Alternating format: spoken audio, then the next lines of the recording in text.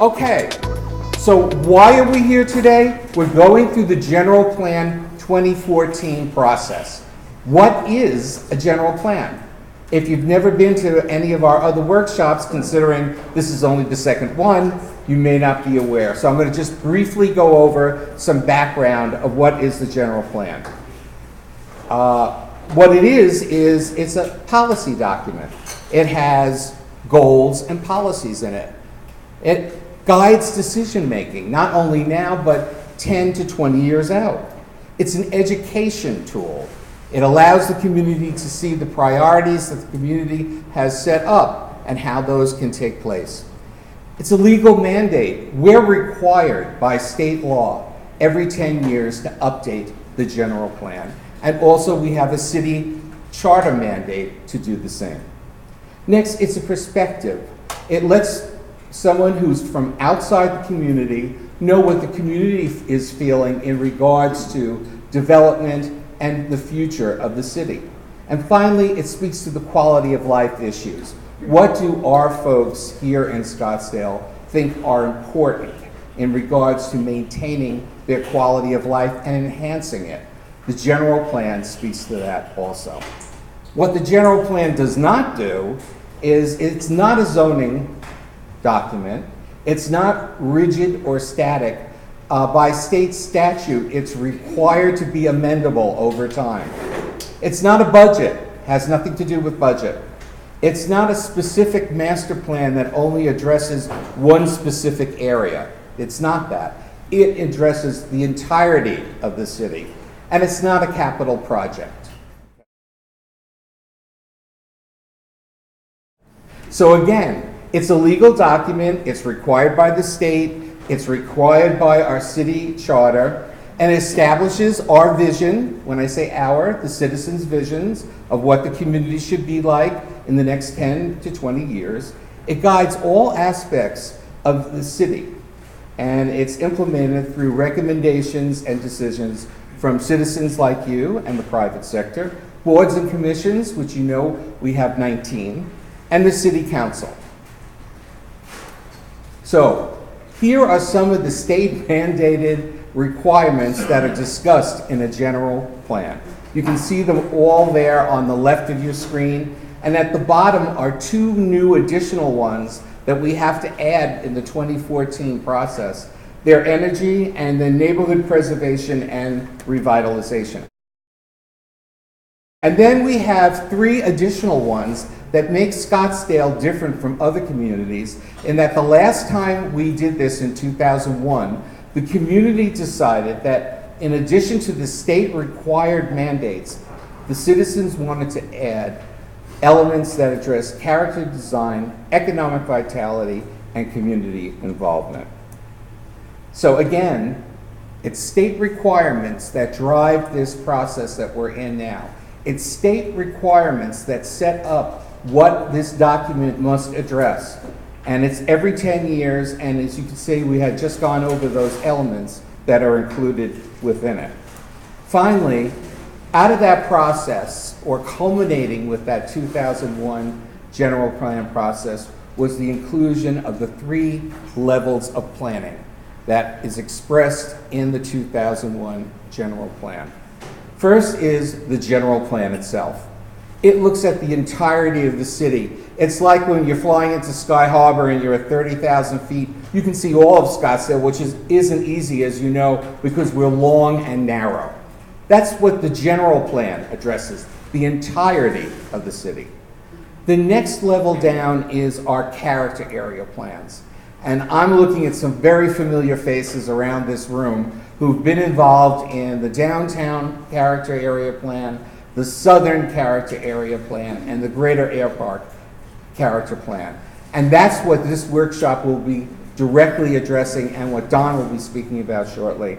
And finally, there's the neighborhood plans, and they look at very small, discrete pieces of the city where the character area plan looks at a geographic chunk of the city, and again, the general plan looks at the city of its entirety. Now, to speak more about the character areas, the histrionics, the background, and what we'll be discussing today, my friend and colleague, Mr. Don Hatter. Thank you, Russ. Do you want me to advance it for you? I'll do it. Okay. All right, I'm going to talk about character areas, how we got to the process of defining character areas and how we define and essentially what the process you're going to be going through and looking at various elements to decide what are the appropriate character areas for the city of Scottsdale. Six Shape 2020, which was an effort that occurred in 1994-1995, that was a culmination of a process called Visioning, Scottsdale Vision 2020, came up with this concept. It was a concept that this group of about 40 or 50 people at the time, they were looking at the city to the future and began to realize that much of the city, even by 1995, had been developed or was in the process of being developed. And they started looking ahead and saying that at some point in the future, what's going to become more important than new development or new things going out on the fringes is what is the character of different parts of the city, those things that make the city places that we want to live in, and in particular neighborhoods that we want to live in. So it really came out of that dialogue in the 1990s. So the City Shape 2020 process developed this concept of the 3 tiers of geography that Ross just explained. And it resulted in a special report that I was able to participate in the late 1990s as a result of this process that identified various character areas in the city and began the process of defining and trying to describe these things for future work.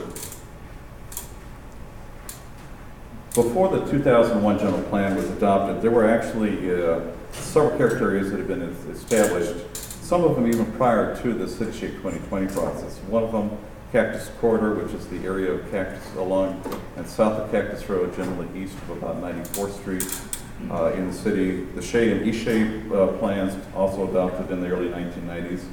And then the following 2, Desert Foothills and Dynamite Foothills area plans were done as a direct result of the 1995 action by the City Shape 20 to come up with a character area plan concept. So these are all considered character area plans because they focused on character-driven kinds of policies. With the advent of the 2001 general plan, it included the 24 areas that we had identified in the late 1990s. Out of that, 4 had been adopted. By 2001, there were still 20 yet to be done. From 2001 to 2007, no additional character area plans were done. In various discussions and so forth, it began to be realized that this is a very staff-intensive kind of process, that it was going to take a long time to get through all 24. So there was a reevaluation done of the character area planning process. So in 2006, the council said, staff, let's go back and retool this, let's rethink of this, and see how we can consolidate this to be a little bit easier to achieve a more manageable kind of a process. So in February 2007, the City Council directed the staff to consolidate the 24 character areas into 6 character areas.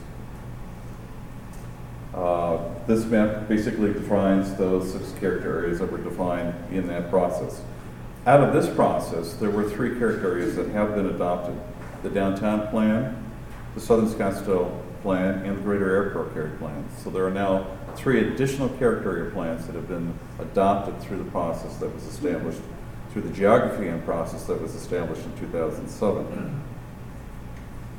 So this map represents currently the adopted version of both the 6 character area plans that Council had approved in 2007 as a future geography, in addition to those actual character plans in the black that have been adopted by the City Council. So in the 2011 general plan, there was kind of a blending of those simpler character area plans as well as those character plans that had been already adopted into the map that you see before you here. It included the 7 that had been adopted to date and incorporated additional future character area plans to be done at a future date. Now, the character area designation is kind of a complicated kind of process, which is why you're all involved here today to help us go through that process. Character is something that we tend to kind of know in our mind, but trying to define it and explain it exactly is complicated because it's a collective perception of all people in the community and how we perceive our neighborhoods and so forth. So these areas, one of the things is to seek the self-identity people have of their portion of the city. We all live in Scottsdale. but Scottsdale's 31 miles long. It's extremely long. In fact, we had a planner that one time that used to say he would take the map of Scottsdale and rotate it, and if you rotated Scottsdale off its southwest corner and headed east, the north end of Scottsdale would be at the foot of Superstition Mountain, way out at the east end of Apache Junction. That seems like a long ways away. Well, that's what Scottsdale is. So we're a long, kind of oddly shaped city, so this issue of character areas is one that's important for us to begin to break down and grapple with what we are as a community. In terms of character area criteria, here are some of the kinds of things that we work with to try to define where character areas are. One of them, and one of the things we'll talk about, and it's a resource that's available to you, is character types, and we'll describe that a little further. Natural features certainly play a part of it. This community has a number of significant natural features. Age of development, and we'll explain that. Community nodes of action and function. Street patterns, you might not think that that's important, but it actually does affect how we perceive ourselves as a community. And then there's some other miscellaneous kind of considerations that play into how we look at the character areas in the city. Character types, this is actually in the general plan. This is the one element that has some kind of basic land use kind of driven base on it. As you can see, we've identified 6 kind of land use types in that, but it's important to note that land use is not the only driver in community character. For example, if we take the suburban community character, the suburban character of the neighborhoods, let's say at the northeast corner of McDowell and Hayden, are distinctly different than those in the neighborhoods surrounding us here at this park in McCormick Ranch, which again are different than those suburban neighborhoods, let's say McDowell Mountain Ranch. They're all in that same character type, but their character is different. Yet there is some uniformity in terms of that land use character type.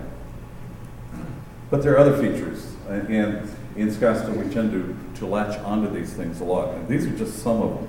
There are lots of other natural features out there in the community, and we didn't have images to show you. We could spend the next 2 hours showing you the images of all the natural features. But here are some that, to some degree, people identify their neighborhood with. For example, I've known people to identify themselves as living in the Pinnacle Peak area. Well, there's no defined Pinnacle Peak area, but they live somewhere near to Pinnacle Peak, and they feel that that's an important part of their neighborhood identity. Some other natural features include major washes and so forth, the Indian Bend Wash, some other large washes up north. I, for example, have tended to live over the last 40 years in neighborhoods that were within a couple blocks of Indian Bend Wash. That's been kind of the character that I've identified in my history here in Scottsdale. Age of development is an important thing. What is interesting is development patterns change over time, and that age of development affects a lot of things. It affects kind of the design of buildings, the kind of design of houses, for example, have changed over the years. What was popular in the 50s got changed in the 60s, which got changed in the 70s, every decade it seems like the residential neighborhood character tends to change as our preferences and styles and so forth. And that reflects in not only design character, but materials, how you lay out subdivisions and development and all those kinds of things. Community nodes. These are the things that help bring us together. So these are the things that kind of provide a center, a core for us to identify as part of our neighborhood. It's kind of like a landmark kind of thing, but it works more in a social, economic kind of basis of identifying a node. Here are a couple of them. Sky Song certainly has become a new one. The McCormick Ranch Center, which is just to the east of us here, where the hospital is and so forth. Certain major schools, major retail centers also become identifiers for us in describing where our neighborhood is. Street patterns. Believe it or not, street patterns have changed drastically over the years. 50 years ago, everything was done in a grid. Everything was east, west, north, south. Everything was in a straight line. Come along in the 70s and 80s, and everybody wanted to live on a cul-de-sac. And then as we move further north, and we start working with the natural terrain and working around washes and mountains and so forth, it becomes even more organic in terms of how our neighborhoods are laid out. So that is another thing, and how that affects our driving patterns, affects our perception of our neighborhood and our part of the city. And then we have other considerations. Many people in Scottsdale live, for example, in master plan communities. their identity as a Scottsdalian is in somewhat tied to that master plan community identity. That's kind of the life cycle. It's part of the culture that they're involved with. So that can have a significant part in how we perceive our community. And then there's other things that can serve as either identifiers, bringing us together, or in some way providing the visions, things like power lines, power line corridors in the community. Which side of the power lines are you on? Canals. We've got some major canals in Scottsdale that provide both the separation at times, and then other times, such as down at the waterfront and downtown, it's now providing an opportunity to bring neighborhoods together. There are various jurisdictional boundaries. Believe it or not, there are 5 school districts, for example, in Scottsdale. So they all have a slight impact in terms of how we perceive our neighborhoods. We actually have different utility service districts. We have 2 power companies with distinctly different modes and methods in how they provide power. We also have, I think, 3 or 4 different water companies providing water to people in Scottsdale. So that has a kind of effect on how we see ourselves. What we're ultimately trying to do here this morning and then this evening again is to find those commonly held perceptions where distinct areas of the city are located that merit recognition and celebration. Because what ultimately comes out of a character area process, for example, are the character area plans that we've identified. And there's a series of policies and implementation measures in that. Some of that can range into things such as zoning districts that are tailored to fit that particular character and reinforce that character. It may be how we do capital project designs and which capital projects we do in a particular part of the city.